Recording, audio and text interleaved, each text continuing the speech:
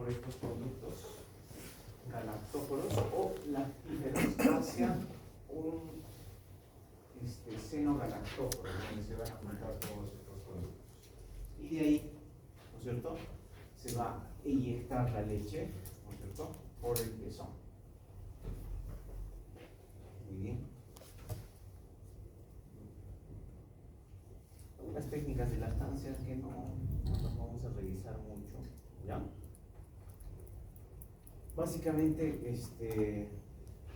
lo que tenemos que cerciorarnos es de que haya buena succión, que el niño coja bien el pezón, la areola, la postura de la mamá, la posición del bebé, más o menos va a ser ombligo con ombligo o barriga con barriga, más o menos debe corresponder. ¿No es cierto? Ustedes ven acá, al bebé está con la cabecita en el antebrazo, y más o menos la barriguita del bebé va a corresponder con la barriga de la mamá, más o menos en la posición que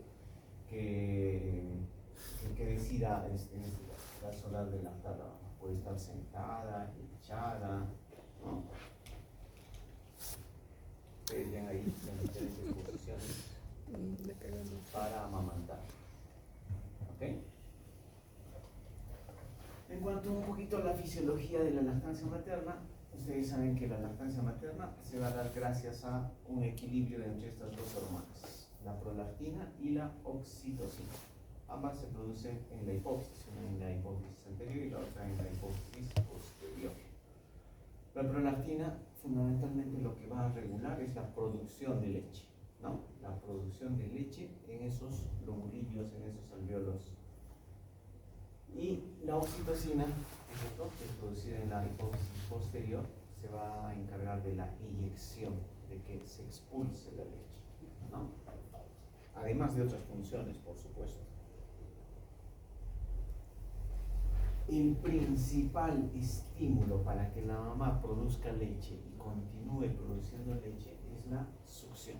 Si no hay succión, no va a haber leche, ¿ya? Entonces, la succión es el principal estímulo para que se produzca leche, para que a nivel de la hipófisis se liberen estas hormonas y estas a su vez tengan efecto ya sea en los alvéolos, ¿no es cierto?, para la producción láctea, como en los conductos y en el seno galactóforo para que se produzca la eyección de la leche, la expulsión de la leche. ¿Okay? Muy bien, y finalmente se produce el vaciado, ¿no? El vaciado de los senos galactóforos, ¿cierto?, gracias a la succión del bebé. Además de la prolactina y la oxitocina, hace unos años se ha descubierto un factor inhibidor de la lactancia, ¿no? Este factor inhibidor de la lactancia es una proteína que está en la leche materna, que cuando es abundante y llega a la sangre, inhibe la producción de leche. O sea, por lógica, ¿no? O sea, si hay bastante leche y aumenta la concentración de este factor inhibidor de la lactancia en la leche, esta puede llegar a la sangre. Y cuando llega a la sangre, pues inhibe la producción de leche, ¿no? Entonces, cuando se produce la succión, cuando se vacía el pecho, ¿no? Cuando se retira la leche materna por succión o por extracción, al mismo tiempo se está retirando este factor inhibidor de la lactancia. Entonces, como ya no está presente, nuevamente se va a producir leche. ¿Okay? Entonces, está la prolactina, que va a actuar a nivel de los alvéolos, la oxitocina para la eyección de la leche y finalmente el factor inhibidor de la lactancia, que fundamentalmente va a estar en el pecho, en el seno, ¿no? A nivel de la leche materna, pero que si llega a la sangre, pues inhibe la producción de prolactina, inhibe la producción de leche. ¿Okay? Entonces, cuando se vacía, disminuye ese factor inhibidor de la lactancia y se vuelve a producir leche. ¿Okay? Algunas fases para que se produzca la lactancia materna, la mamogénesis, ¿no es cierto? Hace referencia al desarrollo, ¿no es cierto?, de la glándula mamaria, desde la pubertad hasta el final del embarazo. Pasa a Lisha, ¿no? La galactopoiesis, ¿no? Es el mantenimiento de la producción de leche, para la producción de ese equilibrio entre la prolactina y la oxitocina. Luego tenemos la lactogénesis, es el proceso por el cual las glándulas mamarias van a comenzar a secretar leche, ¿no? El inicio. Y la lactopoiesis es el mantenimiento y transporte activo de la secreción láctea. Ahora, ¿por qué es importante la leche materna? Fíjense, en los primeros años de vida, ¿no es cierto?, el desarrollo físico y mental del niño es pues así, súper acelerado. Fíjense, entre los 4 y 6 meses el peso se duplica. Al año el peso dice que se triplica, la talla se incrementa un 50%, los 2 primeros años el cerebro triplica su tamaño, llegando a un 85% de su peso, de su tamaño máximo, ¿no? A ver, como para que se acuerden. A ver, Michelle, dame un peso de nacimiento de un niño sano. ¿A qué? 2.350. 2.350. ¿Qué dice Fernando? Más o menos. ¿Cuánto? 2.500. 2.500.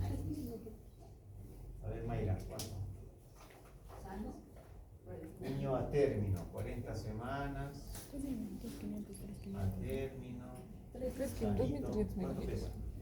De 2.500 a 3.500. 3.000. Mayor de 2. Mayor de 500. 3.000. ¿Ya? Sí. Vamos. 3.000 gramos. Vamos. ¿Ya? Entonces, dice que entre los 4 a 6 meses ese niño va a duplicar su peso. Fíjense, ¿ah? Imagínense, un niño de 5 meses entonces va a pesar más o menos unos 6 kilos. ¿Estamos? ¿Puede pesar más? Sí, puede pesar más. Hay niños de 5 meses que pesan 8 kilos. Y están bien. ¿Ya? Pasa a Robert. Entonces, va a duplicar su peso más o menos entre los 4 y 6 meses. ¿Ya? Luego dice, al año el peso se triplica. Entonces, al año, ¿con qué peso debería llegar? ¿Ya? Para hacerlo un poquito, para que se acuerden más, vamos a decir que, digamos, el peso ideal para un niño a término 40 semanas va a ser 3.300 gramos. ¿Ok? Entonces, al año, si se triplica, ¿qué pesito va a tener un niño de un año? 10 kilos. Vamos a, ¿qué se llama? Redondearlo a 10 kilogramos. ¿Ok? La talla dice que se incrementa un 50%. ¿Con qué talla habrá nacido este? 50 centímetros. 50. A ver, ¿han visto las cartillas de crecimiento? O sea, 75. Y se aumentó. ¿Con qué talla nace un niño? Se incrementó 50%. 1 metro. No sé. Así. A ver, ¿con qué talla nace un niño?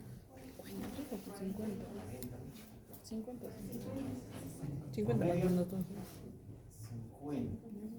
Entonces, cuando la mamá no se acuerda, tú le dices, ¿con qué talla ha nacido? O sea, no tiene una idea, ¿no? Pero se acuerda que terminaba en 8, en 7. Tú le dices, 48, 47, sí, 48, 47, 49, 50, 51. ¿Ya?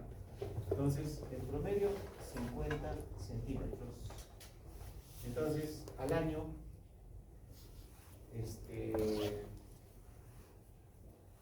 ¿cuánto pesará? O digo, ¿cuánto tallará? 75. Más o menos 75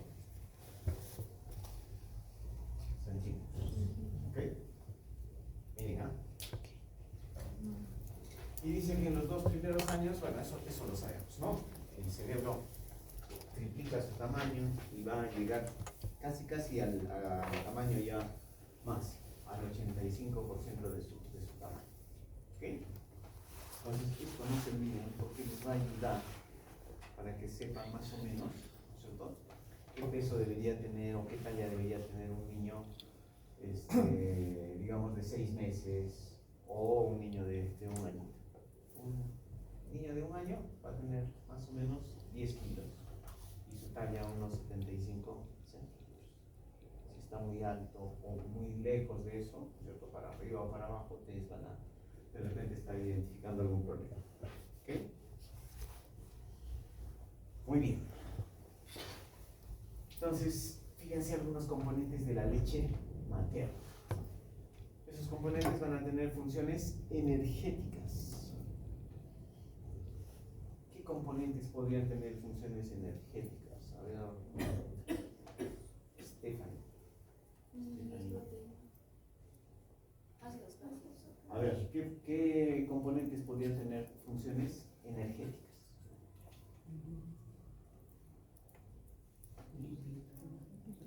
Ya, lípidos, grasas, ¿qué más? Carbohidratos, fundamentalmente, ¿no es cierto? Las proteínas también pueden tener una función energética, sí, pues, ¿no es cierto? En especial si le damos en exceso. ¿Ya? En especial si le damos en exceso.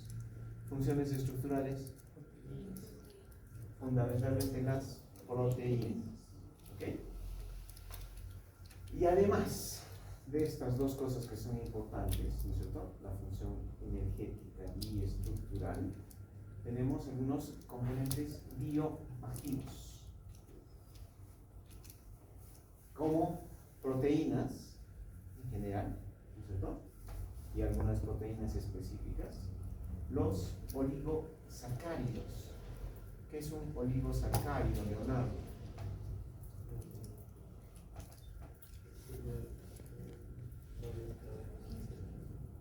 Fuerte.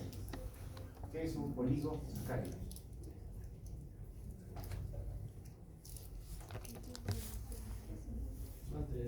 Más de 10, que tiene más de 10 hidratos de carbono. De monosacáridos. Ya está. Entonces, en este caso, los oligosacáridos, además de tener una función energética, tienen una función inmunológica. ¿Por qué? Porque esos oligosacáridos van a terminar siendo fundamentalmente el alimento de los probióticos. ¿Ya? Ustedes saben que los probióticos tienen función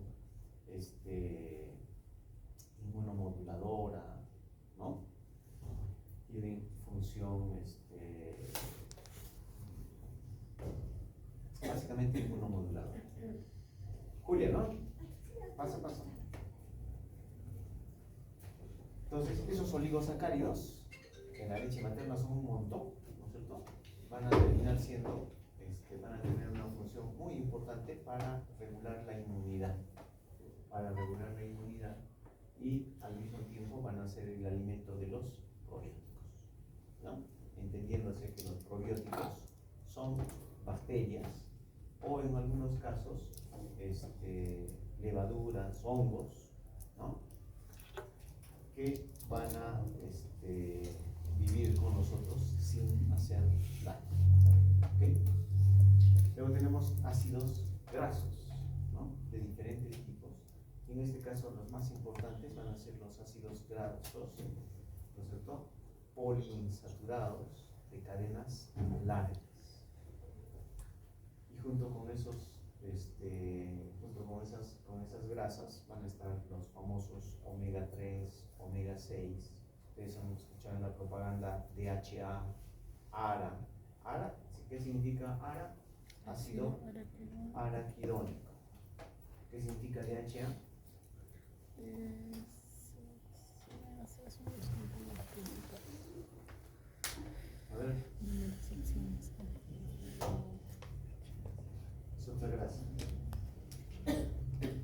Ay,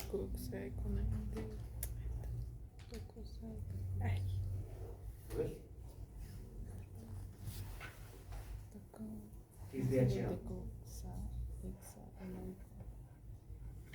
¿Ah? ¿Qué dice Google? ¿Qué dice ChatGPT?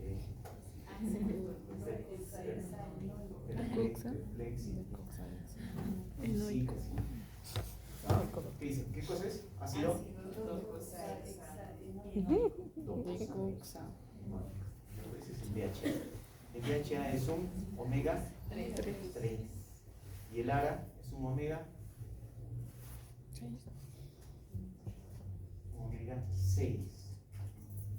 Los omega 3 ¿en qué alimentos están? Pescados y semillas. ¿No? Nueces. ¿Y el qué se llama? ¿Y el omega 6? Sí. En los aceites, ¿no? Generalmente cuando vienen de origen vegetal, en esos aceites. ¿Sí?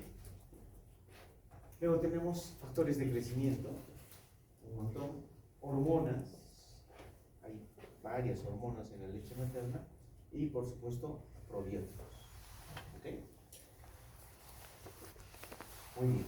Esta es una comparación de la leche materna con la leche de vaca y con las fórmulas. Fíjense acá, estas son las fórmulas número 1, por eso dice la leche para lactantes, y esto es para las fórmulas en continuación, lo que va con las fórmulas con las que van a continuar los niños que no reciban leche materna o que reciban lactancia mixta. Cuando decimos lactancia mixta, nos referimos a que recibe leche materna y además una fórmula. Tal vez uno de ellos más que el otro, pero eso es mixto, ¿no? Entonces, si solamente recibe leche materna, vamos a decir lactancia materna exclusiva. Si recibe solo una fórmula, vamos a decir lactancia artificial, ¿no? Y si recibe ambos, vamos a decir una lactancia mixta. Pero fíjense algunas diferencias importantes entre la leche materna, ¿no? Y esta es la leche de vaca. Este es para niños y este es para terneros. Y van a ver, tienen bastante diferencia. A ver, en lo que es energía, fácil, ¿no es cierto? No tiene mayor diferencia. ¿Ya?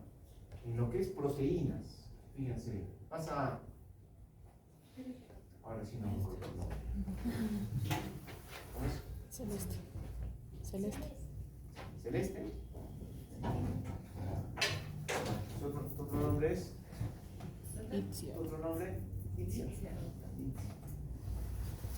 Muy bien, entonces fíjense, en lo que es proteínas sí hay bastante diferencia, ¿no? La leche materna tiene una cantidad mucho menor de proteínas que la leche de vaca.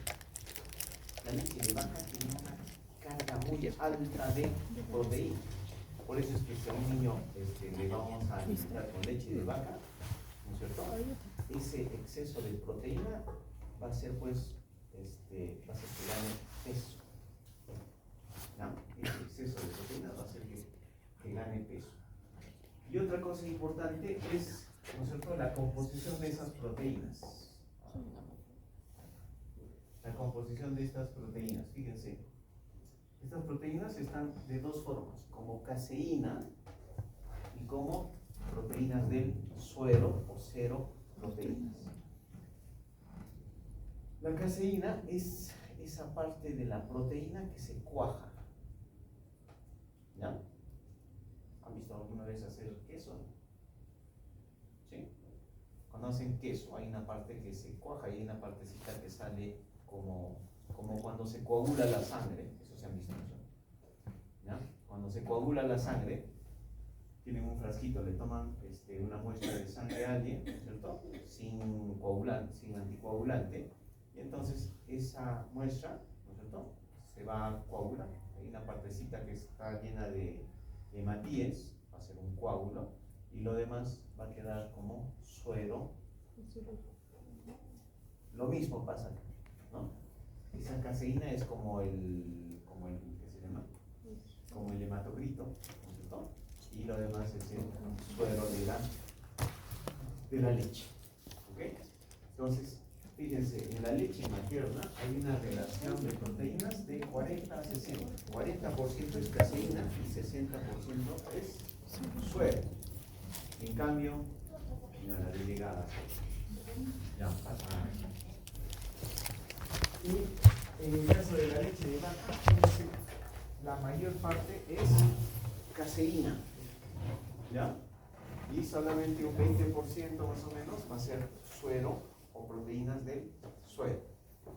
Entonces, fisiológicamente, ¿no es cierto? Va a haber pues prácticamente el doble de caseína de lo que hay en la leche materna. ¿Ah? ¿Se puede hacer queso también? Va a ser más difícil de digerir. ¿Ah? Para el niño va a ser más difícil de digerir por esa cantidad tan elevada de caseína, primero, y segundo, de proteínas, casi más del triple. ¿Cierto? En cuanto a lo que es grasas, fíjense, este ácido linoleico, por ejemplo, que es un ácido graso esencial, va a estar más en la leche materna que en la vaca, en la leche de vaca. En lo que es hidratos de carbono, más o menos van a la par. Fíjense, la lactosa es el azúcar de la leche y de otras leches de mamíferos, ¿no es cierto?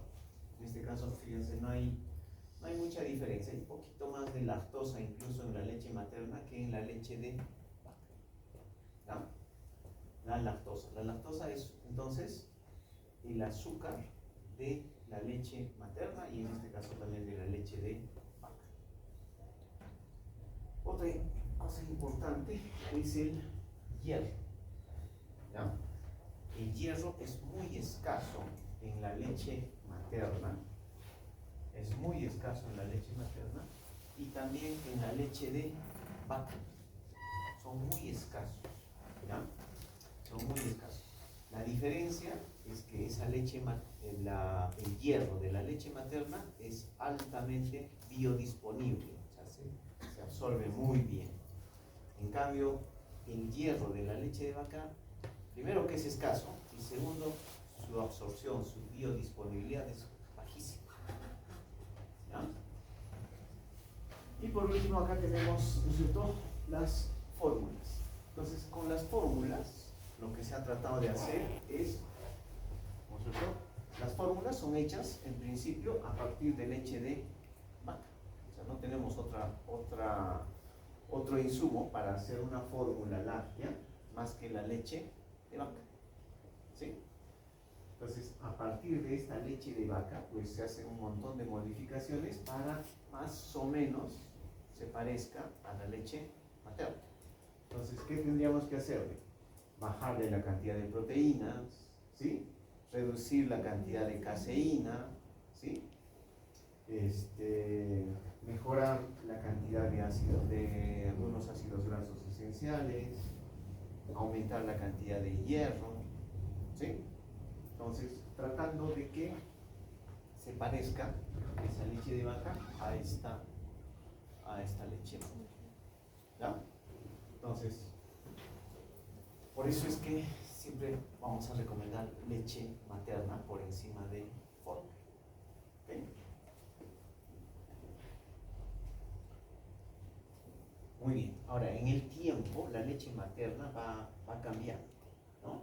Los primeros días tenemos el calostro. Los primeros 3-4 días tenemos el calostro. Luego viene una leche que se llama leche de transición, ¿no es cierto?, que está entre los 5, 14, 15 días. Y luego viene lo que se conoce como la leche madura, que es la que se va a mantener hasta el final, ¿no es cierto?, de la lactancia. Entonces tenemos el calostro, tenemos la leche de transición y la leche madura, eso en función del tiempo. ¿Ok? Entonces a un niño no le vamos a querer dar calostro a la semana, a los 10 días, eso ya fue. Entonces, si no lo recibió en su momento, pues ya lo perdió. Y entonces, Y además, como tenemos actualmente mucho prematuro, pues hay una cosa que se conoce como la leche del pretérmino. O sea, la leche del prematuro, el niño que nace prematuro, ¿no es cierto?, va a ser distinta. O sea, esa mamá va a producir una leche algo distinta para ese niño, ¿no?, prematuro. O sea, como de sabio en la naturaleza, la leche del pretérmino es distinta, ¿qué se llama?, por ser prematuro, ¿no? Entonces vamos a tener una leche del prematuro o del pretérmino, y para los que han nacido a término tenemos el calostro, tenemos la leche de transición y la leche madura. Ahora, esa leche del pretérmino se parece al calostro, ¿ya? Se parece al calostro. Es más alta en proteínas, ¿ya? Tiene lactoferrina.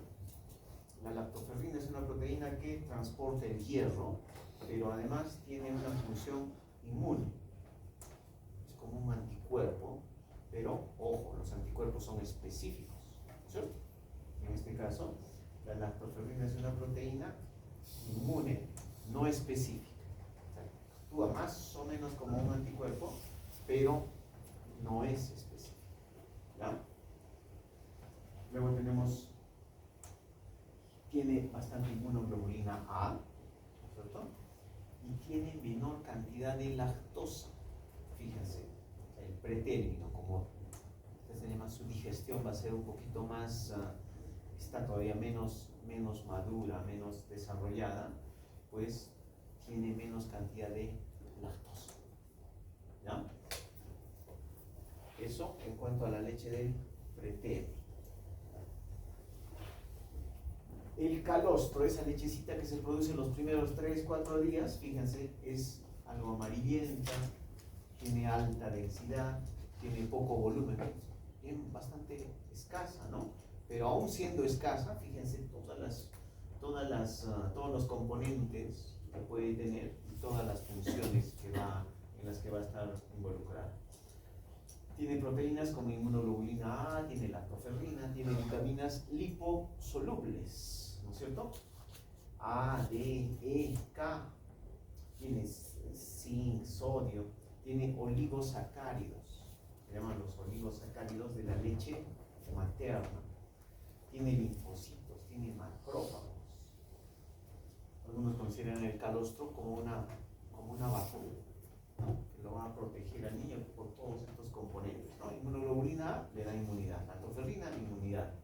Esos oligosacáridos van a mejorar su inmunidad, linfocitos, macrófagos. Entonces tiene todos los componentes suficientes como para que esa leche, aun siendo muy escasa en volumen, pues sea bastante importante. Y fíjense todas las cosas que va a producir, en las que va a intervenir ese calostro. Va a hacer que se desarrolle la succión, la deglución, la respiración, va a intervenir en la eliminación del meconio, que saben que el meconio se va a eliminar en las primeras 48, 72 horas, ¿sí? Evita la ictericia, porque este niño, de alguna forma va a recibir pues una cantidad suficiente para esa edad de leche en volumen, y finalmente en la maduración del sistema digestivo. Entonces, en todo eso va a intervenir el calostro, ¿no? Esa leche que se produce los primeros 2, 3, 4 días. Luego viene la leche de transición, ¿no? Y en el caso de la leche de transición varía día a día, va cambiando, ¿no? Pero en este periodo, entre los 5, 14, 15 días, ocurre lo que se conoce como la bajada de leche, que en otros lugares le dicen la subida de leche, ¿no?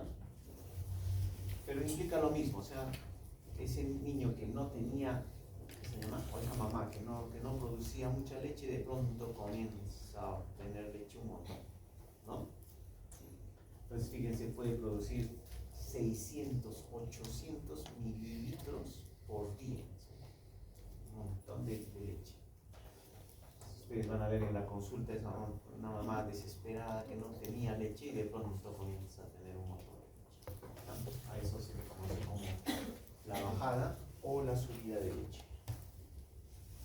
Y luego viene la leche madura, es esa leche que va a estar a partir de los 15 días en adelante, ¿no es cierto? Con volúmenes mucho mayores, ¿sí? El contenido calórico, ¿no es cierto?, de la leche materna, de las fórmulas, más o menos va a ser la misma. Fíjense, está entre 650 y 700 kilocalorías por un litro, ¿ya? Entonces, nosotros manejamos un término que se llama la densidad calórica, ¿ya? ¿Ya?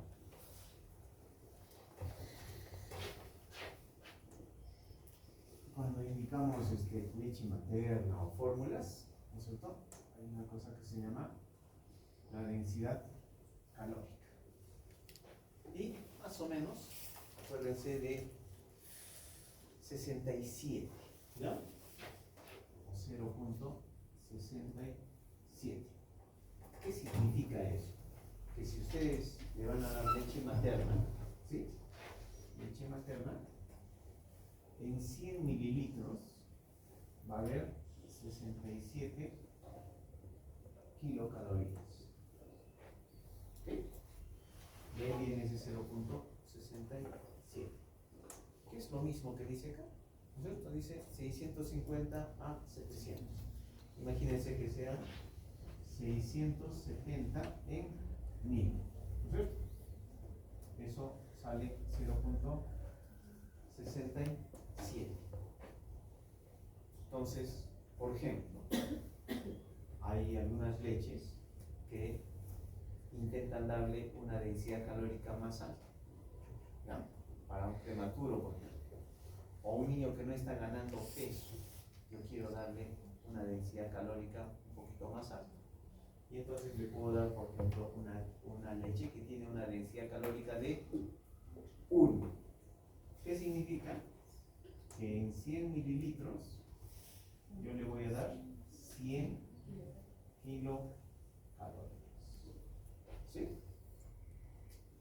En los niños más grandecitos, el famoso Pediasure, por ejemplo, ¿qué tiene? Tiene una densidad calórica de 1.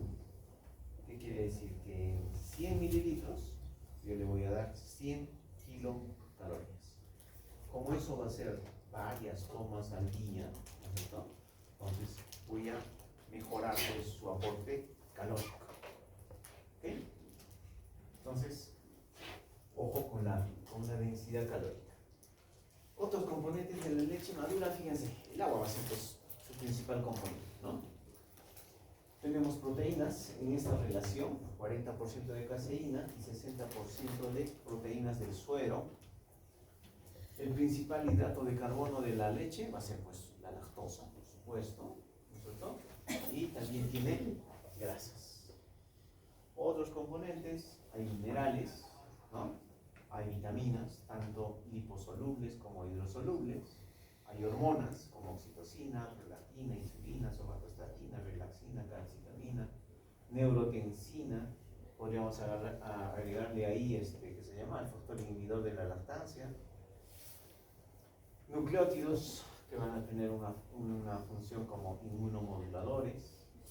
Y enzimas que van a intervenir en la digestión y a nivel del sistema inmunológico.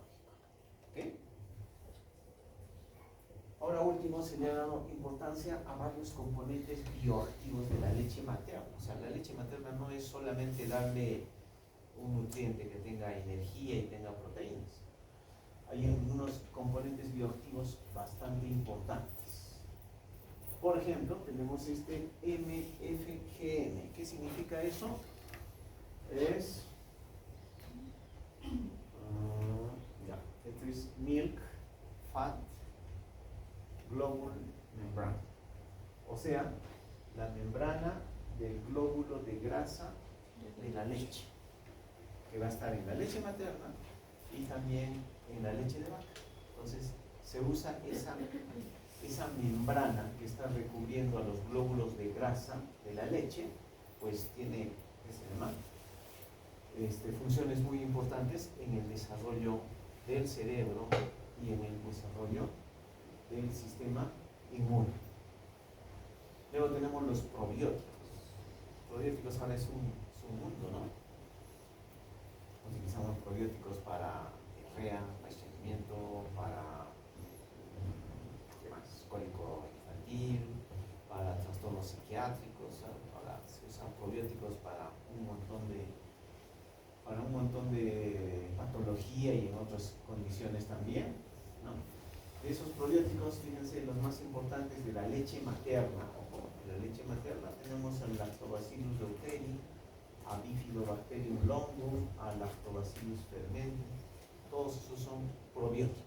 Los probióticos por lo general van a ser bacterias. Algunas veces pueden ser hongos o levaduras. Luego tenemos los prebióticos. Por lo general, ¿quiénes son los prebióticos? Son los que van a servir de alimento a los probióticos. ¿Ya? Otros componentes importantes son los ácidos grasos poliinsaturados de cadena larga, que son fundamentales, importantes para el desarrollo del sistema nervioso central, ¿no? Y todas las funciones que pueden tener, ¿no? Actividad enzimática, inhibición de enzimas proteolíticas, estimulación intestinal, inmunidad, desarrollo cerebral, formación de la microbiota y protección de las infecciones. ¿Okay? Entonces, estos componentes bioactivos son a los que se le ha ido dando cada vez un poquito más de importancia.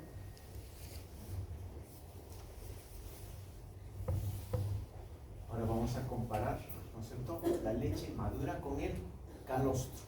O sea, la leche, ¿no es cierto?, de los primeros días, ¿sí? De los primeros días y la leche madura.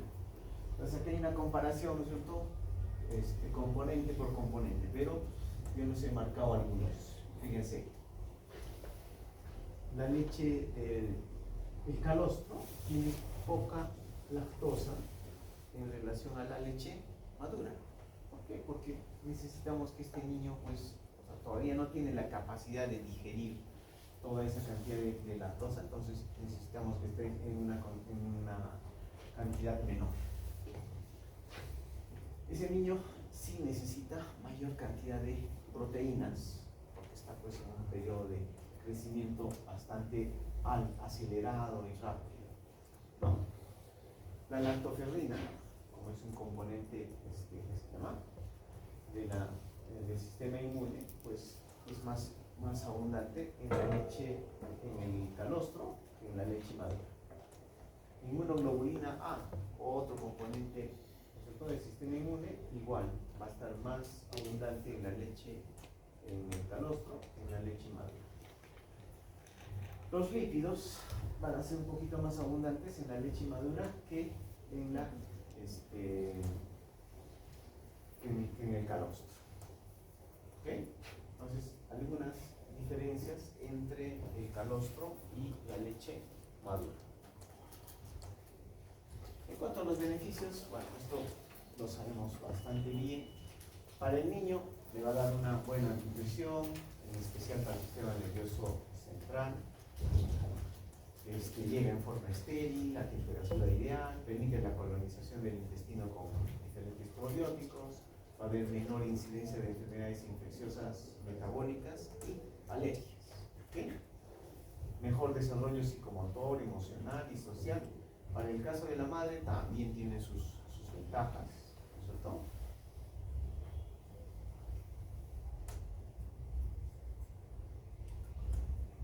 En cuanto a las contraindicaciones, son muy raras las contraindicaciones para dar lactancia materna, ¿no? Fíjense, son, en el caso de la mamá, tuberculosis activa no tratada, un poco difícil, ¿no? Pero esa es una indicación para contraindicar la lactancia materna.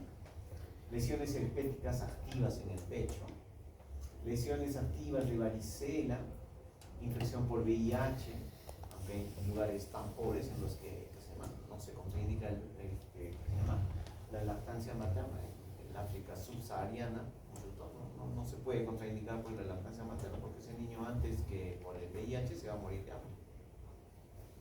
¿Okay? Pero en nuestro medio sí, la infección por VIH es una contraindicación para la lactancia materna. lo mismo que estos otros retrovirus, ¿no? Como el HTLV1, HTLV2, también son contraindicación para dar lactancia materna. Uso de drogas ilícitas, quimioterapia, radioterapia, también van a ser contraindicaciones para la lactancia materna. Entonces, son situaciones muy puntuales, ¿no es cierto?, que por lo general son poco frecuentes.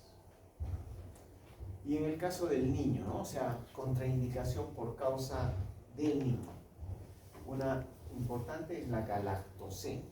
¿Qué es la galactosemia? Es la incapacidad de digerir la galactosa. ¿Okay?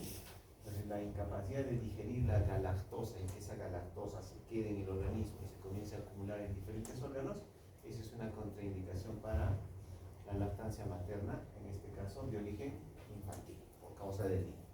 Y por último, los errores innatos del metabolismo. Hay algunos errores innatos del metabolismo que van a contraindicar la lactancia materna, pero igual son casos muy puntuales y raros.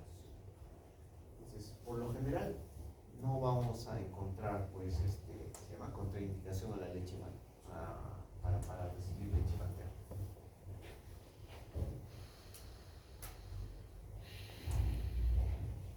Esto ya lo hemos visto, ¿no es cierto? Algunas ventajas y desventajas, o algunas diferencias entre la leche materna, la leche de vaca y la leche artificial o las fórmulas. ¿Okay? Muy bien, entonces ya hemos visto cuáles son los beneficios de darle leche materna y entonces cuáles son los riesgos o peligros de recibir lactancia artificial, o sea, una fórmula. Hacer todo lo contrario a lo que hemos estado viendo en el caso de la leche materna, ¿no? Fíjense, hay mayor riesgo de muerte infantil, especialmente muerte de neonato, mayor riesgo de infecciones y diarreas. Si ustedes revisan otitis, digamos, ¿dónde va a ser más frecuente? En aquel niño que no recibe lactancia materna exclusiva. Revisan bronquiolitis. ¿Quién tiene más bronquiolitis? Aquel niño que no recibe lactancia materna exclusiva o que recibe lactancia artificial, ¿no? Neumonía igual, infección urinaria, cualquier patología infecciosa que revisen en niños, lo mismo que diarreas, va a ser más frecuente en aquel niño que no está recibiendo lactancia materna exclusiva o que reciben solamente lactancia artificial, ¿no? La desnutrición y la obesidad, ¿no es cierto? Esos dos extremos también van a ser más frecuentes en aquel niño que recibe lactancia artificial. También más riesgo de enfermedades crónicas. ¿Qué enfermedades crónicas? Diabetes, hipertensión, esas cosas que se van a presentar ya a largo tiempo, ¿no? Enfermedades cardiovasculares, más alergias e intolerancia a la lactosa, menor rendimiento intelectual, todo eso relacionado en este caso con la lactancia artificial o con la fórmula láctea. Para el caso de la mamá también va a haber más riesgos, ¿no? Algunos mitos y creencias en cuanto a la leche materna. Por ejemplo, sobre el calostro, piensan que es una leche aguada, que no satisface al niño o a la niña. Siempre pensamos, en especial en la ciudad, que la mamá no va a ser capaz de producir la cantidad de leche que necesita el niño, ¿no? Y entonces tenemos que acudir a una fórmula. Eso no es cierto, ¿no? La lactancia debilita a las madres, el amamantamiento afecta la belleza de la mujer y de sus pechos, la ingesta de líquidos aumenta la producción de leche. Eso, por ejemplo, es muy común en nuestro medio. ¿Por qué? Porque la mamá que está dando de lactar toma líquidos a montón, toma sopa, caldo, leche de vaca, ¿no es cierto? Pensando que ese líquido se va a convertir en leche materna. Esa mamá que consume un montón de líquido va a ir a miccionar a cada rato, pero no va a producir más leche, ¿no es cierto? ¿Ya? ¿Qué más? El tamaño, la forma del pecho afectan la producción de leche. No tiene nada que ver, ¿no? El tamaño tiene que ver más con la cantidad de grasa que va a haber en el pecho, no la cantidad de lobulillos, ¿no es cierto?, de alvéolos va a ser igual dependiendo del tamaño del pecho. No se debe dar de lactar cuando vuelve la menstruación, eso es otro mito, ¿no es cierto? el contacto con agua fría, algunos alimentos, el uso de medicamentos, son impedimentos para lactar. Entonces a veces por temor o por desconocimiento, ¿no es cierto? No se consumen algunos alimentos, o incluso la mamá puede estar enferma y decide no tomar pues nada, ¿no? Son pocos los medicamentos que van a hacer que se contraindique la lactancia materna, ¿no? Muy bien, creo que vaya, lo último. Otra cosa importante es que las mamás, en especial cuando ya tienen que irse a trabajar, pues tienen que conservar la leche, tienen que guardar la leche, ¿ya? Entonces ustedes acá, por ejemplo, ven indicaciones, cuánto tiempo se puede guardar, ¿no es cierto?, la leche materna congelada. No es una cosa práctica, o sea, nadie congela su leche por semanas, meses, pero todo eso está estudiado, ¿no? Se puede guardar varios meses, pero congelado. Pero lo práctico es que una mamá, ¿no es cierto?, que tiene que ir a trabajar en el día, se saque la leche la noche anterior o en la mañana y deje esa leche para que el papá o las personas que van a estar cuidando al niño, pues se lo den durante el día, ¿no? Entonces, por ejemplo, la leche recién extraída a temperatura ambiente puede estar entre 6 a 8 horas. Siempre y cuando la temperatura, como acá, ¿no es cierto?, no supera los 25 grados centígrados. En la refrigeradora lo podemos tener 3 a 5 días, pero otra vez, ¿no? Nadie guarda pues 3 a 5 días la leche materna, es algo que se tiene que producir un montón, ¿no? Por lo general lo que se extrae de la mamá va a durar para el día o de repente para parte del día, ¿okay? Se puede congelar en el congelador, en la refrigeradora, ¿no es cierto?, 2 semanas y fíjense, hasta 6 meses se pueden congelar en otros congeladores especiales, pero no es una cosa práctica, ¿okay? No es una cosa práctica.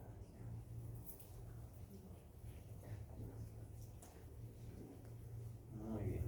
Entonces, en resumen, ¿no es cierto?, va a ser importante esto, ¿no? A temperatura ambiente se pueden guardar 6 a 8 horas, ¿ya? Y en el refrigerador, sin que se congele, hasta 72 horas, ¿ya? Hasta 72 horas. Eso siempre les van a preguntar, ¿de cuánto tiempo lo puedo dejar? ¿No? O sea, después de cuánto tiempo lo puedo todavía seguir usando, ¿no? Más bien, lo que ya salió de la refrigeradora, eso ya no lo podemos utilizar, ¿ya? Le dimos, digamos, habían dos oncitas de leche y el niño tomó una, ¿sí? Ese uno que sobró ya no lo puedo volver a guardar, ¿ya?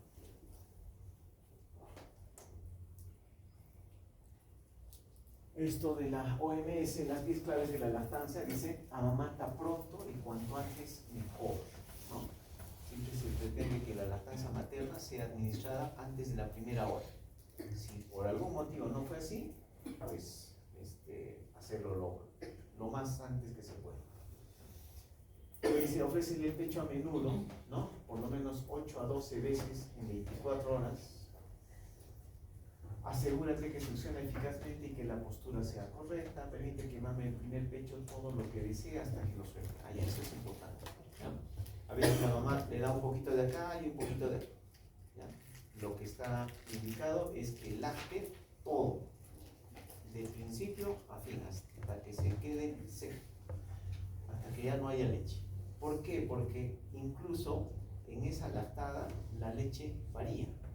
La primera parte de la leche se dice que es un poquito más, más rala, digamos, y la última parte es mucho más concentrada, más densa. Es como que al principio está satisfaciendo más la sed, y al final está, que se más no consideran la última parte de esa lactada como un postre, ¿no? Que es mucho más contundente, puede ser escaso, pero con mayor cantidad de energía y de grasas, ¿no? Entonces, eso es importante, que no esté pasando de un lado a otro sin que haya tomado toda la cantidad de leche de ese lado. el principal estímulo para la producción de leche es la succión. Entonces, cuanto más mame, más leche va a producir la mamá, ¿no? En especial los primeros días, ¿no es cierto? No se debe utilizar, ¿qué se llama? Chupón, ¿no? No se debe usar chupón porque ese niño está pues aprendiendo a succionar. Y no es lo mismo succionar el pecho materno que coger una tetina o un biberón. Entonces el niño como que va a confundir, ¿no es cierto? Y no va a aprender a tener una succión adecuada del pecho materno, que es distinto a darle un biberón. Para que el niño succione de la mamá, tiene que hacer como un efecto ventosa. ¿Sí? En cambio, en el otro le cae la leche, pero sí es más fácil. Por eso es que hay muchos niños a los que reciben tanto leche materna como fórmula, nos termina ganando la fórmula porque el niño va a buscar por lo más fácil. ¿No? ¿Qué más? Creo que nada más. ¿No? ¿Preguntas?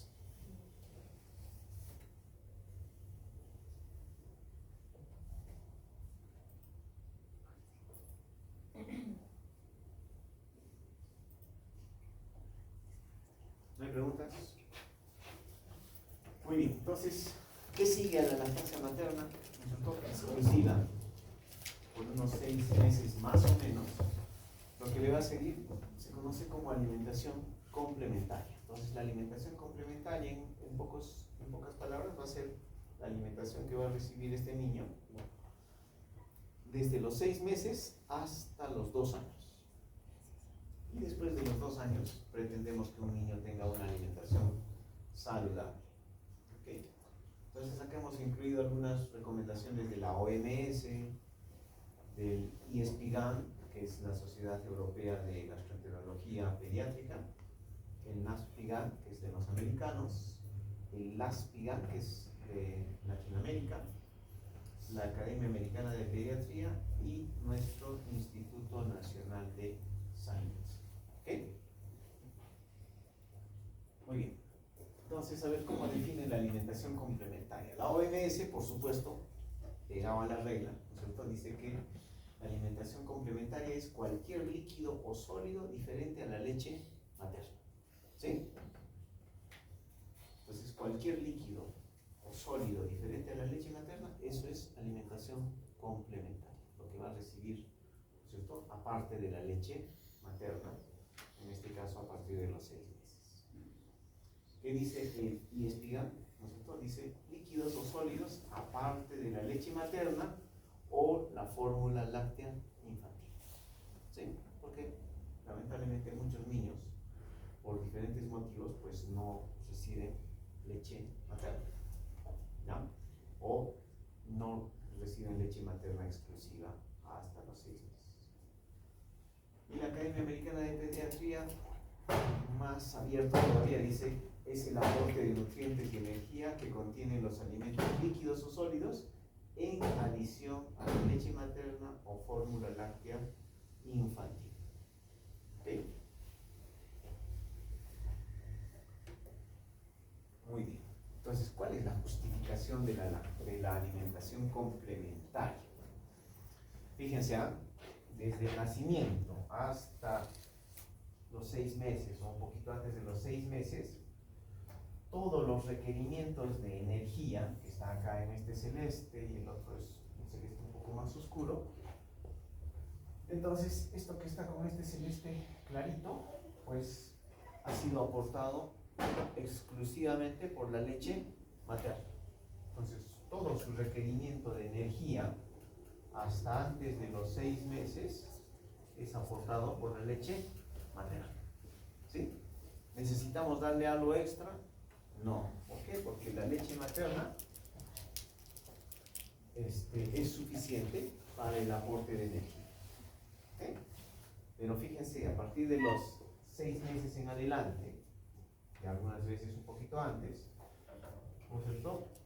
Hay una brecha, hay una cantidad de energía que ya no puede ser que se llama cubierta solamente con la leche materna. Entonces, fíjense, todo esto es cubierto por la leche materna, pero tengo acá una brecha de energía que tiene que ser cubierto por precisamente la alimentación complementaria.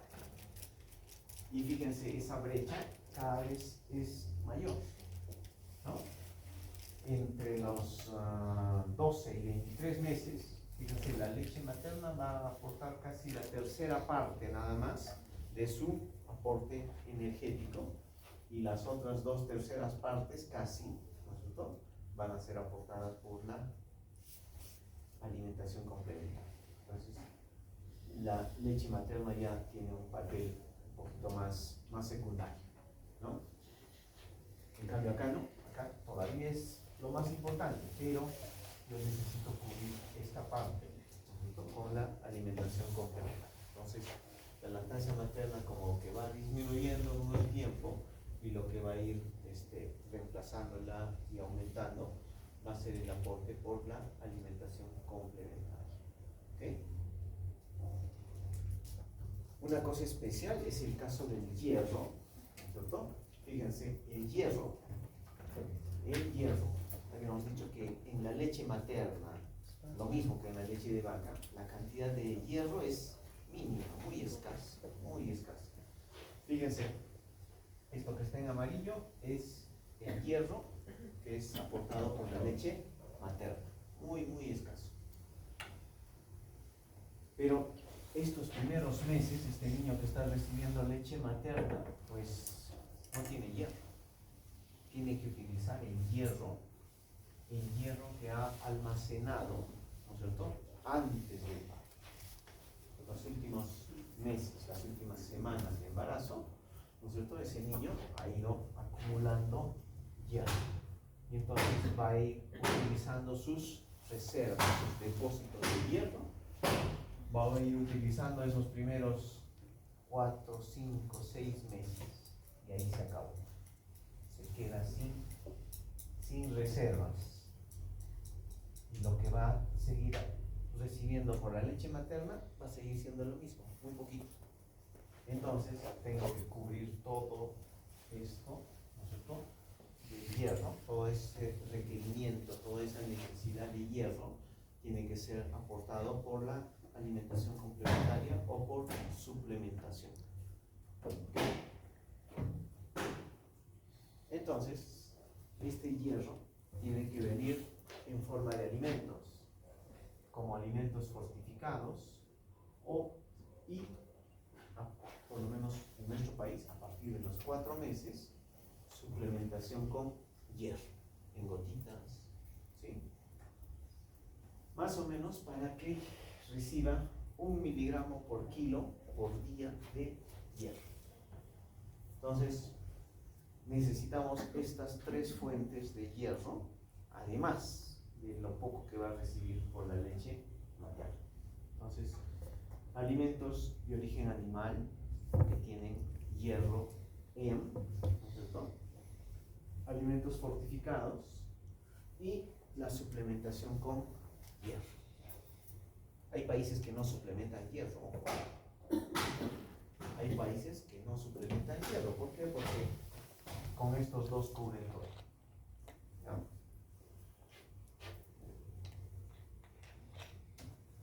Muy bien.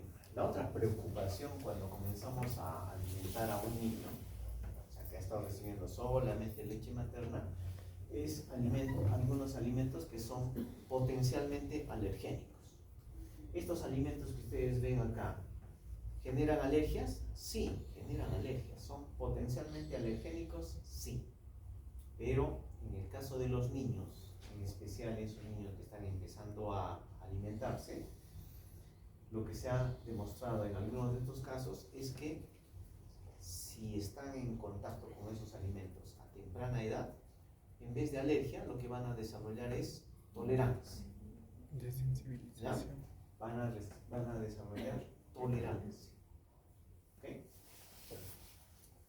Entonces, huevos, soya, trigo, maní, nueces, pescado, mariscos, todos esos alimentos, ¿no es cierto?, se pueden consumir desde el inicio de la alimentación, o en algún momento de ese periodo de alimentación complementaria.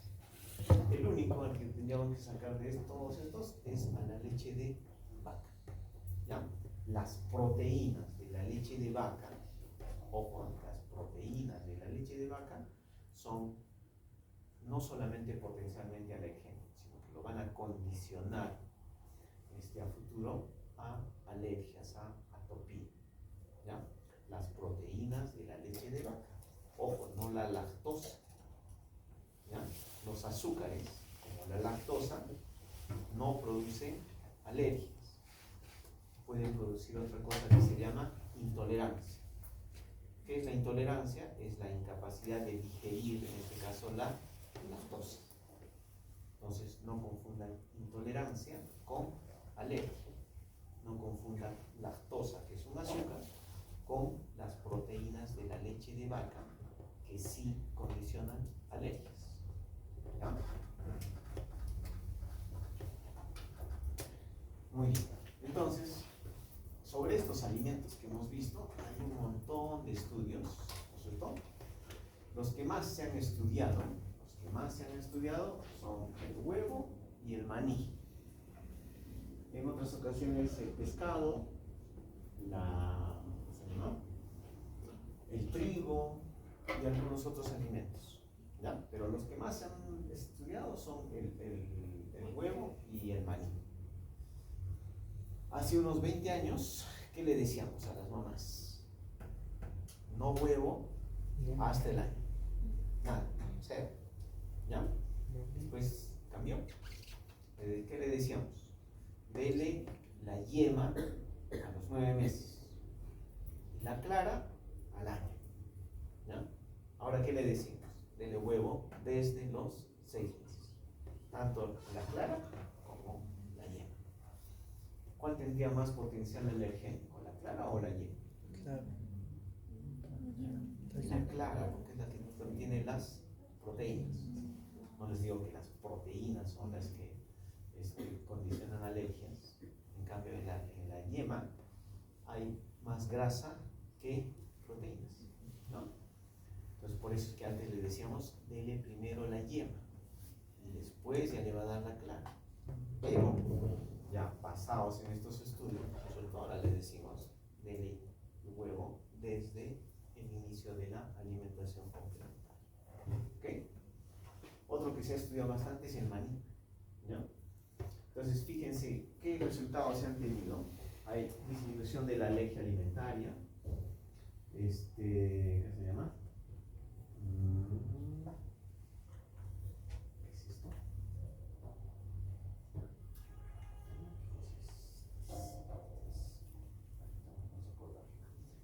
Estos son, ¿qué se llama? Disminución de la sensibilización al huevo, en este caso medido por parches cutáneos, por prick test, se llama. ¿Ya? Igual acá, disminución de alergia alimentaria al huevo, disminución de alergia alimentaria al maní. O sea, no solamente se puede utilizar, sino que va a disminuir la alergia alimentaria tanto al huevo como al maní. Pero eso sí que lo introducimos en forma temprana. Entonces, desarrollar alergia, lo que va a desarrollar es tolerancia. ¿Okay? Esto más o menos lo mismo que les decía, que los que más se han estudiado son el huevo y el maní. Nosotros, hay algunos que todavía no tienen recomendaciones claras, pero no se ha visto que haya problemas, y lo más probable es que terminemos demostrando de que son alimentos completamente seguros durante el periodo de alimentación complementaria. Otra cosa importante en la alimentación complementaria es recordar los sabores, ¿no? Fíjense, estos son los 5 sabores que podemos sentir con el gusto. El dulce, el umami, esto que viene de una palabra japonesa, ¿ya? El umami, el salado, el ácido y el amargo. Estos dos son innatos. El dulce y el umami son innatos, ¿ya? El dulce hace referencia precisamente a la leche materna. La leche materna precisamente por la lactosa, es pues algo dulce. ¿No? El umami, ¿no es cierto?, está relacionado con las proteínas, con los aminoácidos. ¿Okay? Es ese sabor que tienen las carnes, los alimentos que tienen, que son ricos en proteínas o en aminoácidos. El salado, ese ya está desarrollado al nacimiento, pero va a desarrollarse mucho más todavía después de los 4 años. ¿Ya? Por eso es que no se recomienda que a los niños pues le aumentemos sal en sus alimentos. ¿Ya? El ácido y el amargo, ¿no es cierto?, por naturaleza no son agradables, ¿ya? No son agradables, pero la repetición, el hecho de probar algo una y otra vez, hace que al final uno le termine gustando. O sea, por naturaleza, o sea, no debería gustarnos el limón. Pero a la mayor parte de la gente le gusta el limón, o el ceviche, o ese tipo de alimentos que son amargos, que son picantes, ácidos, ¿no es cierto? Por naturaleza, al principio, a un niño si le damos de inicio, pues no le va a gustar. Pero la repetición, el hecho de dárselo una y otra vez, va a hacer que lo acepte e incluso lo sienta agradable, ¿no? Y eso se ha estudiado, y fíjense, uno de los problemas con los niños son los vegetales, ¿no? Entonces, el hecho de darle sabores nuevos en forma repetida hace que lo acepte y lo termine considerando como algo agradable. ¿Ya? Entonces, este es un periodo en el que a los niños hay que, de preferencia, ofrecerles de todo. Entonces, a veces los papás hacemos mal en darle pues solo lo que le gusta, ¿no? Y hay niños que comen solamente pollito con arrocito y papita con, ¿qué se llama?, con huevo, ¿no? Entonces, todo el tiempo comen lo mismo, ¿no? O sea, la idea es que aprendan a comer de todo. Si aprenden a esta edad, ese niño a los 4 o 5 años va a comer de todo. Si no ha aprendido a esta edad y a los 7 años así, con golpe y todo, no va a comer. No va a comer.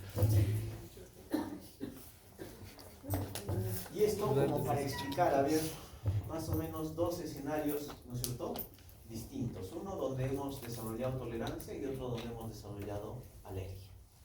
¿Ya?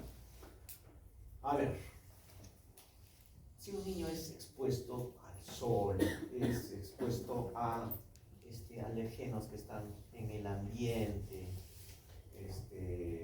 en los alimentos, ¿no es cierto?, ese niño va a desarrollar, ¿qué se llama?, tolerancia.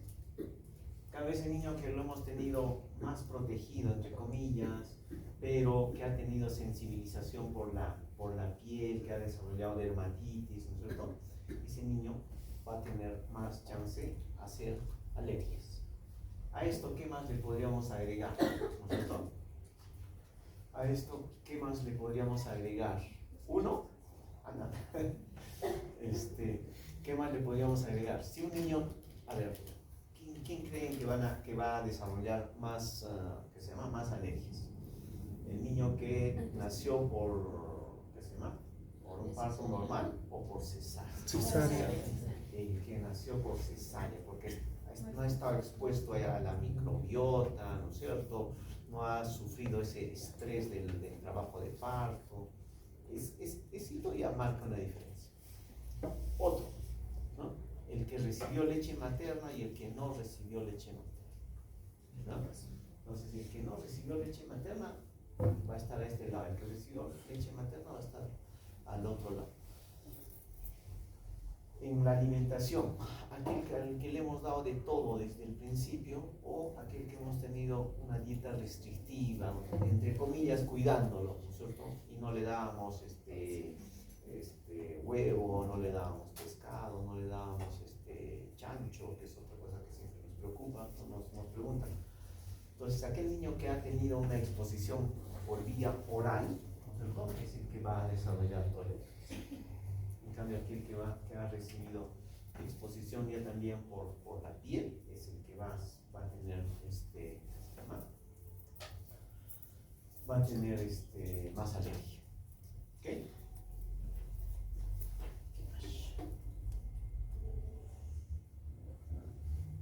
Esto solamente como para que tengan una idea, a ver cuánto más o menos debe comer un niño y cómo va aumentando sus raciones. ¿Ok? Muy bien. Este periodo de alimentación complementaria que comienza acá a los 6 meses hasta los 2 años está dentro de lo que se conocen los mil primeros días de un niño. Los 1000 primeros días de un niño. ¿Y cómo se conforman esos 1000 primeros días? Viene desde la concepción, ¿no? Los 9 meses del embarazo, los 6 meses de lactancia materna exclusiva y lo que queda, el año y medio de alimentación complementaria. Ahí van los 1000 días, ¿ya? Los 1000 días, los 1000 primeros días de un niño. Entonces, en ese periodo de alimentación complementaria va a haber una transición hacia la dieta familiar. Fíjense, en los primeros 6 meses, ¿cuál es la textura que va del alimento del niño? Es líquido, o sea, leche. Si no es leche materna, de modo forma. ¿Okay? Entre los 6 y 7 meses, purés, papillas, que no tenga grumos, pedacitos, nada así, nada que se llama una papilla homogénea. ¿Okay? Entre los 7 y 8 meses, el niño ya empieza a masticar, ¿no? Algunos sin dientes, la mayoría sin dientes, pero ya mastican, ya empiezan con la masticación. Y entonces los alimentos ya no van a ser como pureza, ya van a ser machacado, triturado, pero en pedacitos muy pequeñitos.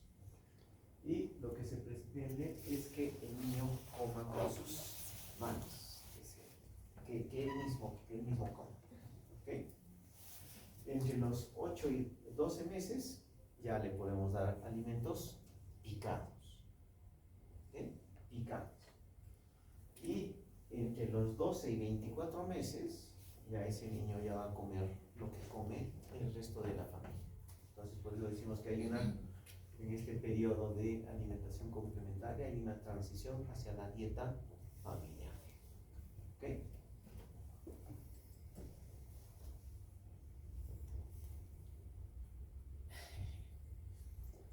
Como los gringos inventaron los 1000 primeros días, los mexicanos inventaron los 2000 primeros días, ¿ya? Que se extiende hasta los 5 años. ¿Ya? Igual, comienzan, no sé todo, desde los 9 meses de embarazo hasta la etapa preescolar, hasta los más o menos 5 años. Entonces ahí vienen los 2000 primeros días. A ver, vamos a hacer un ejemplo, ¿ya? Dice que un niño de 1 a 2 años necesita 995 kilocalorías por día. Vamos a redondearlo en 1000, ¿sí? 1000, ¿no? Para que se acuerden, para que recuerden a Holiday Sega. ¿Se acuerdan de Holiday Sega? Sí. Ya. Entonces lo vamos a volver a usar, pero esta vez ya no para calcular líquidos, sino esta vez para calcular el requerimiento de energía, el requerimiento de calorías de un niño. ¿Ok? Habíamos dicho que un niño de 1 año había triplicado su peso, ¿no es cierto? ¿Cuánto pesaba? 10. Pesa 10 kilogramos. ¿Sí? 10 kilogramos. Habían puesto que un niño de entre 1 a 2 años necesita 995 kilocalorías en un día. ¿Sí? O sea, necesita 1000 kilocalorías. El método de Holiday Sega, ¿ya? Eso no les he dicho antes. Dice que por cada mililitro de agua, dice así, por cada mililitro de agua necesitamos consumir 1 kilocaloría de energía. ¿Ya? O sea, si mi requerimiento de agua es, ¿cuánto sería el requerimiento de agua de un niño por Holiday Segar, de un niño de 10 kilos? 1000, ¿cierto? 10%. ¿Sí? Entonces, su requerimiento de agua para este niño, ¿cierto? Agua necesita 1000 cc. ¿Ya?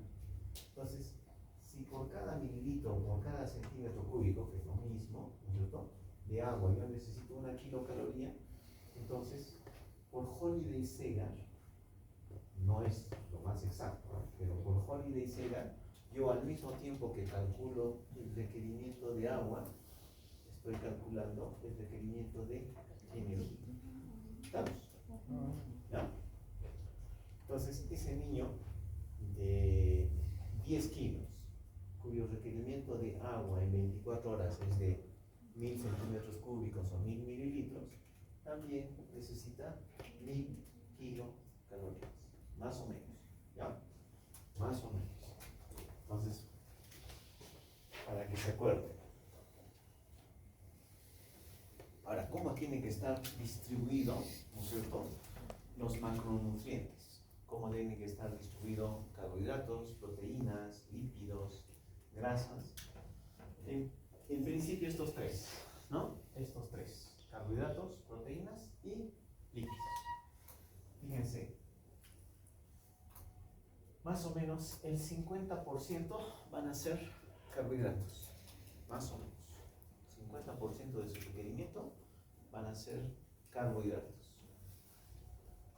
Las proteínas, en un niño de 1 a 3 años, de 5 a 20 y posteriormente aumenta, ¿no es cierto? 10 a 30% del aporte de energía va a ser con proteínas. Y los lípidos más o menos se mantienen, pero fíjense, va entre un 25 y un 40%, más o menos, ¿no? Y ahí al final están los requerimientos de omega 3, omega 6. Y como para que recuerden, ahí tienen las fuentes de omega 3. Les decía que DHA, el ácido docosahexaenoico, ¿no es cierto?, importante para el desarrollo del sistema nervioso central, pues es un omega 3. Y el ácido araquidónico, que es importante en el sistema inmune, en el control de las infecciones, ¿no es cierto?, además del desarrollo del sistema nervioso central, pues tiene como origen principal a las semillas, ¿no? La grasa de animales alimentados con semillas, la yema del huevo van a ser una buena fuente de ácido araquidónico. Otras fuentes de omega 6, tenemos estos aceites, ¿no es cierto?, vegetales. Y otra fuente de omega 3 van a ser las semillas, ¿no? Nueces, semillas.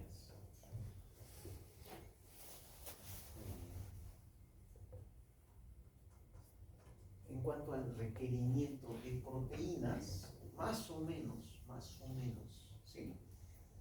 El requerimiento de proteínas va a ser 1 gramo por kilo por día. Fíjense, va cambiando, ¿no? 1.14, 1.0.97, 0.9. Acá más o menos cerca a 1, tanto en niños como en niñas. Entonces, ese es un nivel seguro de ingesta de proteínas. Entonces, las proteínas, lamentablemente hay lugares donde los niños van a consumir puro carbohidrato, casi nada de proteínas, pero el exceso de proteínas también hace daño, ¿no? O sea, el exceso de proteínas al final el organismo ya no sabe dónde meterlo y lo va a convertir en grasa y ese niño va a comenzar a aumentar de peso, ¿sí? Entonces, un nivel seguro de ingesta de proteínas está alrededor de 1 gramo por kilo por día. Entonces, ese niño de 10 kilos debería consumir sus 10 gramos de proteína. ¿Sí? Un niño de 6 años, unos 20 gramos de proteína. ¿Sí? No más, porque a veces tenemos, ¿qué se llama? Niños pues con sobrepeso, con obesidad y que consumen un montón de proteína. La otra cosa que puede hacer la proteína es sobrecargar al riñón, hacer que el riñón trabaje más. ¿Ok? ¿Qué más? Vaya. Entonces habíamos visto estas brechas de alimentación, ¿no es cierto? Hasta más o menos el año. Y acá vemos las brechas de alimentación en diferentes aspectos entre el año y los 2 años, entre los 12 meses y los 23 meses. Fíjense, lo que es energía, en este momento la leche materna solamente me va a cubrir esta parte y, ¿no es cierto? Todo el resto tiene que ser cubierto por la alimentación complementaria. Entonces, la leche materna me va a aportar esto de energía, pero yo necesito cubrir todo este restante. En el caso de las proteínas, la leche materna todavía me cubre más de la mitad, pero tengo pues una brecha importante que cubrir con la alimentación complementaria. En el caso del hierro ya hemos visto, ¿no? Con la leche materna cubrimos muy poquito y lo que tenemos que cubrir con la alimentación complementaria o con suplementación es bastante.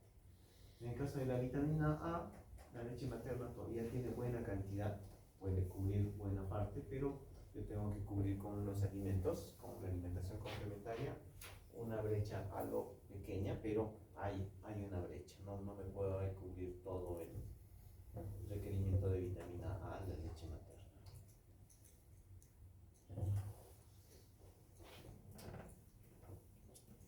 Este es un ejemplo de distribución de la energía por los tiempos de COVID, ¿no?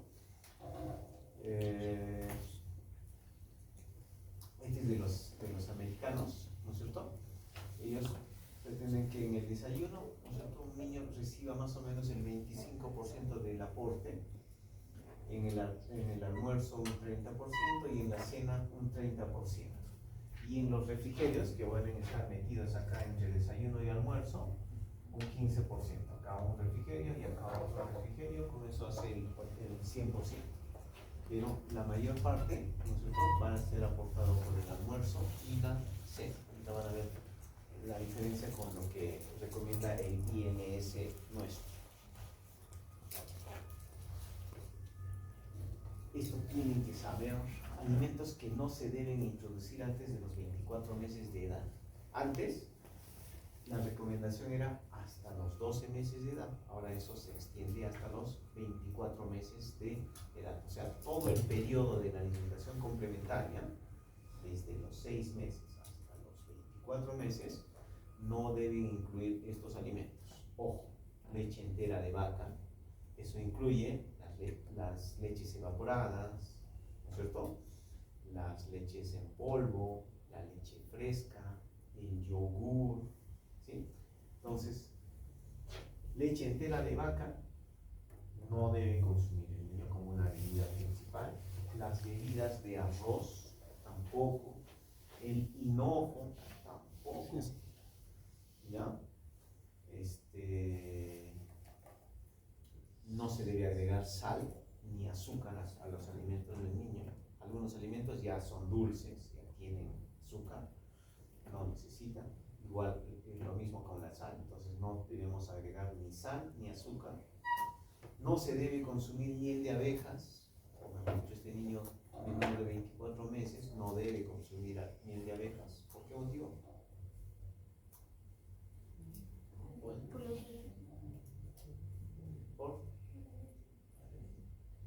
¿Por qué motivo?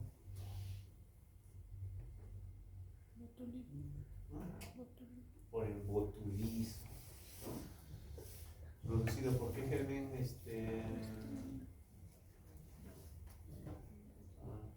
Stephanie, ¿no? Stephanie, ¿sí? Stephanie. Stephanie. Liz.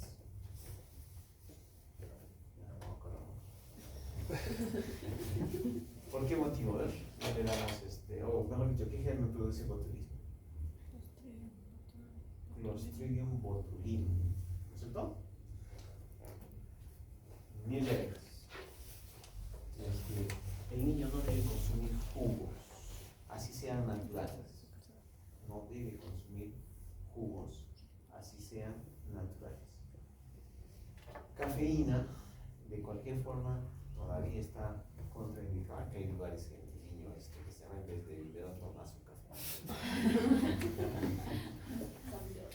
Lleva variedad su café.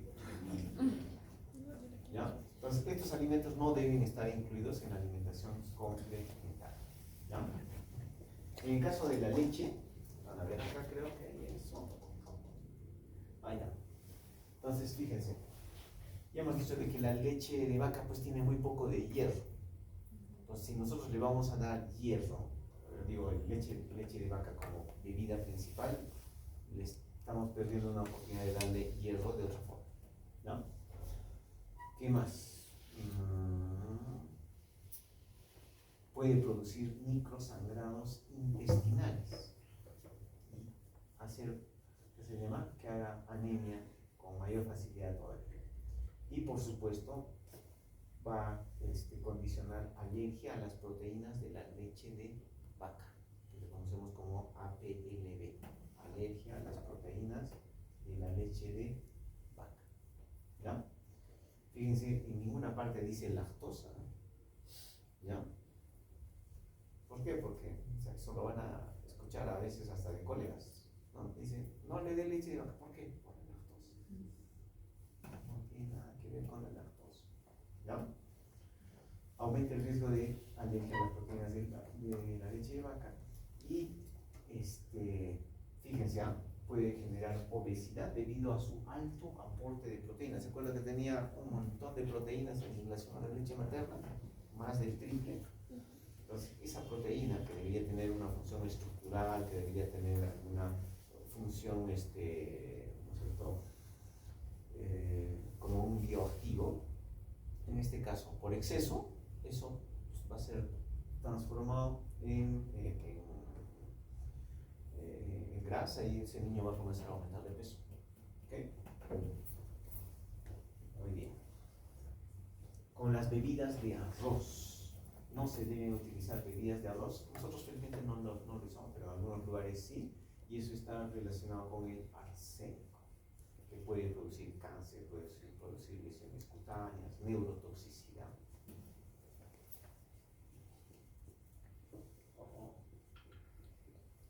Ya. En el caso del hinojo, el hinojo tiene una sustancia que se llama, pero es neurotóxico, puede producir convulsiones. A ver, hagan la prueba. Pregúntenle a la inteligencia artificial qué tiene el hinojo que produce convulsiones. Anetol. Ah, Anetol. ¿cómo? Anetol. Anetol puede ser. ¿Otro? Estragol. Eso. Estragol. Eso. Esa sustancia que está en el hinojo puede producir convulsiones. Estragol, ¿no? Ajá. Ahora la inteligencia artificial no se queda bien con nosotros. Vamos a desaparecer. ¿Ya? ¿Qué más? Creo que nada más.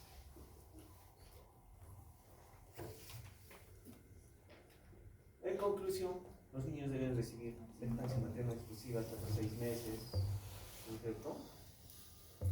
Y hasta los 2 años, junto con su alimentación complementaria o más. No hay tiempo para la lactancia materna, puede seguir recibiendo, ¿no es cierto? ¿En qué momento hay que introducir la alimentación complementaria? Se dice que a los 6 meses, pero se han estudiado y se ha visto de que se puede introducir entre los 4 y 6 meses. ¿Ya? Casi en ningún paciente empezamos a los 4 meses. Por lo general a los 5, 5 y medio, ¿no es cierto? Cerca a los 6, ahí le comenzamos la alimentación complementaria. Entonces dice así, no se deberá iniciar antes de los 4 meses. O sea, un niño no debe estar comiendo antes de los 4 meses, ¿ya? Pero no debe retrasarse más allá de los 6 meses. O sea, no le voy a tener con lactancia materna inclusive hasta los 8 o 9 meses, ¿no es cierto? ¿Ya? Empiezo a los 6 o un poquito antes. La lactancia materna deberá continuar mientras se introducen los alimentos complementarios, por supuesto. Antes a la alimentación complementaria le decíamos ablactancia. Ese prefijo AB, ¿no es cierto? Ab significa suprimir, quitar. Entonces, ablactancia significaba quitar la leche materna, suprimir la leche materna. Nunca se ha hecho, ¿cierto? Entonces, no era un buen nombre. Por eso ahora preferimos o le decimos alimentación complementaria. ¿Okay? ¿Qué más? ¿Qué más? Retrasar la introducción de alimentos alergénicos no reduce el riesgo de alergias alimentarias. Ustedes más bien han visto que en algunos casos desarrolla tolerancia y previene la alergia, disminuye la alergia alimentaria. ¿Ya?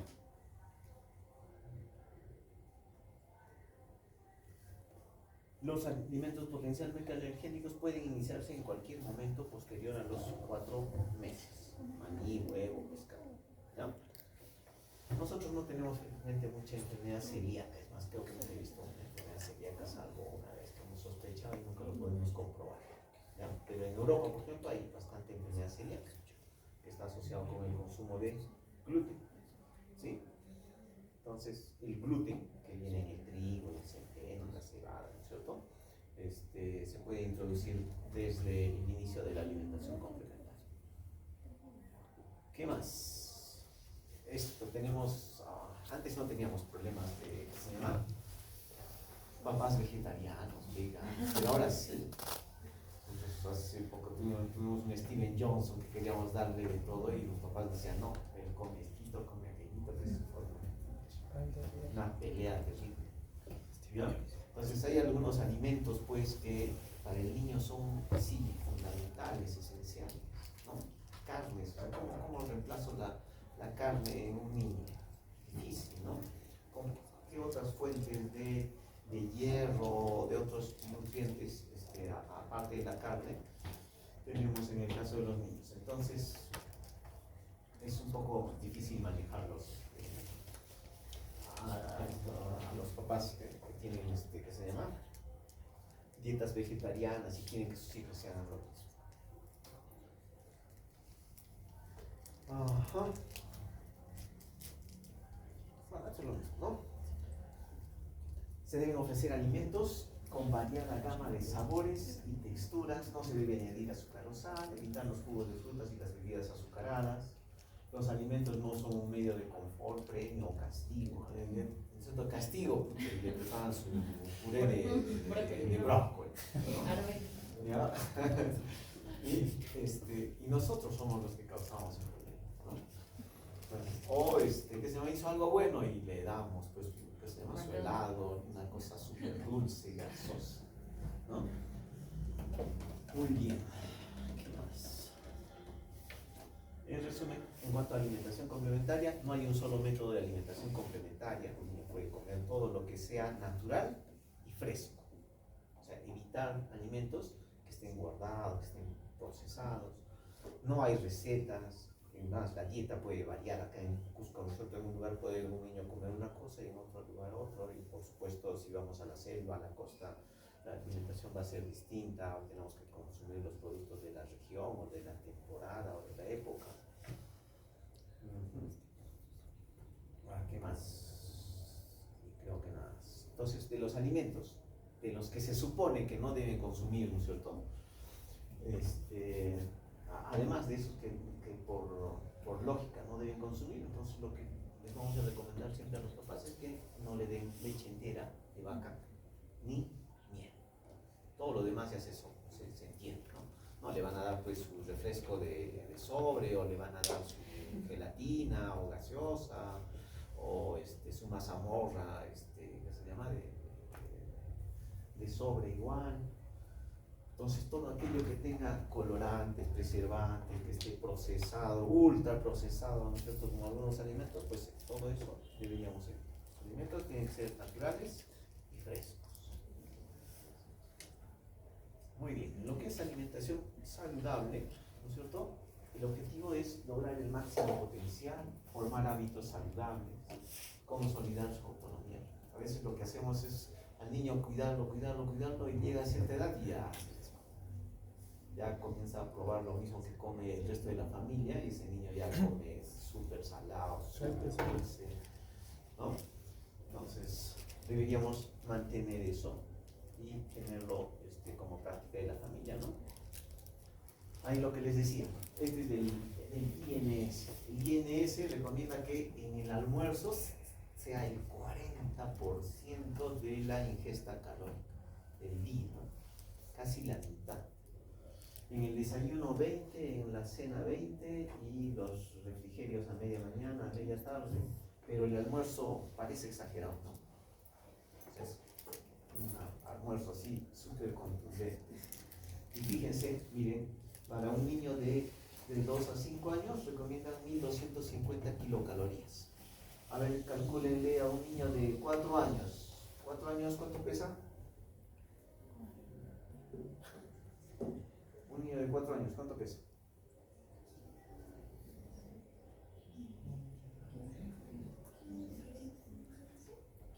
Ya, 15 kilos. Ya, 15 kilos. ¿Sí? Ese niño de 15 kilos, ¿cuál es su requerimiento de agua? ¿Cuál le dice? 1250. 1250, ¿no? Entonces, más o menos necesita como energía 1250.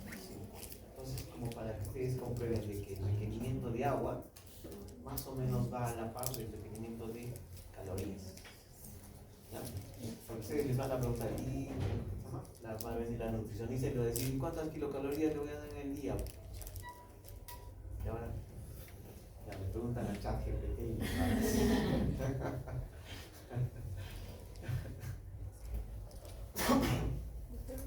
entonces ahí tienen el ejemplo de un niño de 2 a 5 años que más o menos requiere unas 1250 kilocalorías y cómo se va a distribuir según el INS. ¿Ya? Según los americanos sería acá un 25, acá 7.5 en su primer refrigerio, el almuerzo más o menos 30, ¿cierto? En la tarde otros 7.5 y su cena otros 30. ¿Ya? Entonces con eso harían los 100. Vamos. Acá un menú tipo para un niño, qué cositas puede consumir en el desayuno, a media mañana, en el almuerzo, a media tarde, a cena. Entonces, puede variar de un lugar a otro. Hay lugares, por ejemplo, acá camote casi no consumimos mucho, pero hay lugares en los que sí.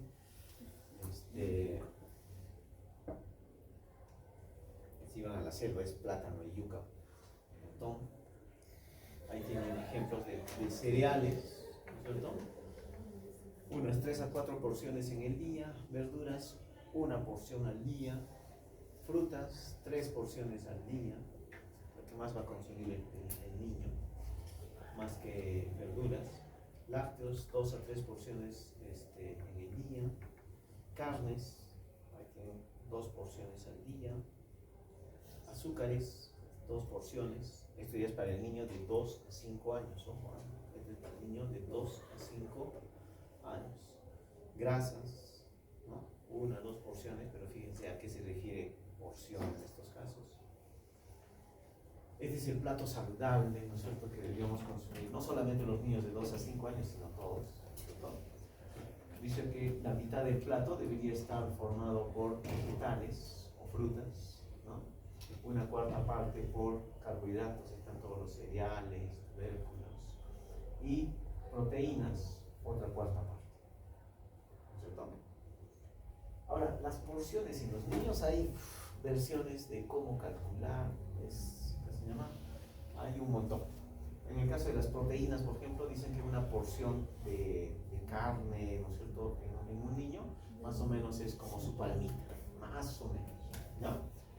En el caso de cereales, granos, harinas, ¿no es cierto?, una porción equivale más o menos a un puño.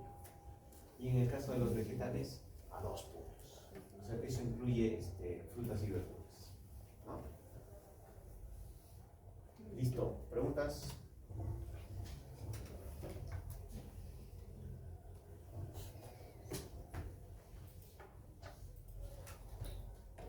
¿No hay preguntas? ¿Quién está en el? Ah, ya, Robert. En caso de multiparidad, la alimentación se recomienda En gemelos, digamos. En cuanto a la lactancia, teóricamente dice que una mamá puede darle lactar ¿qué se llama? Digamos a dos, teóricamente, ¿ya? En la práctica, no, he visto que por lo general, ¿qué se llama? Necesitan de una forma. Por lo general es necesario. Pero teóricamente dice que hasta dos niños, una mamá podría darle lactar a dos niños. Más de dos ya es que se llama prácticamente imposible. En cuanto a la alimentación, bueno, va a ser igual, ¿no? Va a ser igual. Ahora, los gemelos, hay varios tipos de gemelos, ¿no? Buena parte de los gemelos primero nacen prematuros. ¿Ya? Buena parte de los gemelitos nacen prematuros. El hecho es que no sean muy prematuros porque vienen con un montón de problemas. Ahora, frecuentemente un gemelo es más grande que el otro. Y esa diferencia que tiene se mantiene buen tiempo. Por lo menos los primer año se mantiene esa diferencia. Ese niño que nació con, ahí se llama un término que en neonatos supongo que les han enseñado, se llama gemelos discordantes. Si tiene más del 10% de diferencia de peso entre uno y el otro, pues es un gemelo discordante, ¿no? Y eso se mantiene. Ese niño que nació con más peso, por lo general mantiene. Y por lo general el que pesa más es el gemelo 1. ¿No? No siempre, pero la mayoría de las veces el que pesa más es el gemelo 1 y es el que por lo general tiene pesos y tallas un poquito mayores que el otro. Después del año ya como que se prepara. ¿Algo más? Dile. Doctor, ¿qué le aconsejaría tomar a una madre que está Elena, ¿no? Sí, doctor. ¿Qué le aconsejaría comer a una madre que está lactando? A ver, eso es importante. Primero, no tiene que comer pues por dos. Es que, o sea, nos vamos a los extremos, ¿cierto? O sea, porque le decimos tiene que comer por dos. No, tampoco es así. O sea, tiene que comer bien, ¿cierto? Tiene que alimentarse bien, cubrir todos sus requerimientos y considerar que va, que está dando de lactarlos. Entonces, una mamá de ese tipo tiene que tener una dieta balanceada. Entonces, ¿qué vemos en nuestro medio? ¿Cierto? Nace un niño y ¿qué cosa le damos a la mamá que apenas da de lactar? Le damos quinoa, pero un montón de agua, un poquito de quinoa. Le damos su bofe, sus caldos, ¿no es cierto? Sus sopas, y es puro líquido. No hay, no es pues una alimentación buena. Es una mamá debería consumir lo que comía antes del embarazo. ¿No es cierto? Entonces esa mamá no come pescado, no come chancho. Y encima el ginecólogo le dice, no pescado, no chancho, por la cirugía. Eso no tiene ningún sustento. Lo mismo cuando van al odontólogo, el odontólogo que les dice, no chancho, no pescado. Así que se llama. Entonces debería tener pues una alimentación balanceada. Básicamente para nuestro medio les recomendamos que sea en base a segundos, alimentos sólidos, evitar caldos, sopas. Como les decía, el exceso de líquido que consuma la mamá no se va a convertir en leche. Y si la mamá toma leche de vaca, eso no se va a convertir en leche materna. Ya han visto que la leche, casi el 90% es agua. ¿Sí? Entonces, no mucho líquido. Es más, esa mamá que come poquito va a terminar estreñiéndose, ¿no? A diferencia de esa mamá que come alimentos sólidos todos los días y no va a tener mayor problema. Entonces, eso es importante en la lactancia. Ahora, teóricamente tampoco deberíamos recomendar suplementos, que es otra práctica muy común. Entonces las mamás toman su madre, toman bicineral, toman Supradin pronatal, un montón de productos. ¿Puede tomar? Sí, puede tomar. Pero teóricamente, o sea, si una mamá está bien alimentada, no necesita. ¿No? Entonces, ahora, con las mamás que se llaman, a veces no se alimentan bien, bueno, puede consumir algún suplemento, que puede venir en pastillitas o puede venir en polvo, como una leche. ¿No? Entonces, sí es importante la alimentación de la mamá, pero no irnos a los extremos. Darle solo puro alimentos y con un montón de líquido, o decirle a la mamá que tiene que comer por dos, entonces tiene que comer pues, un montón, tampoco es así, ¿ya? Entonces, con una buena alimentación debería ser suficiente.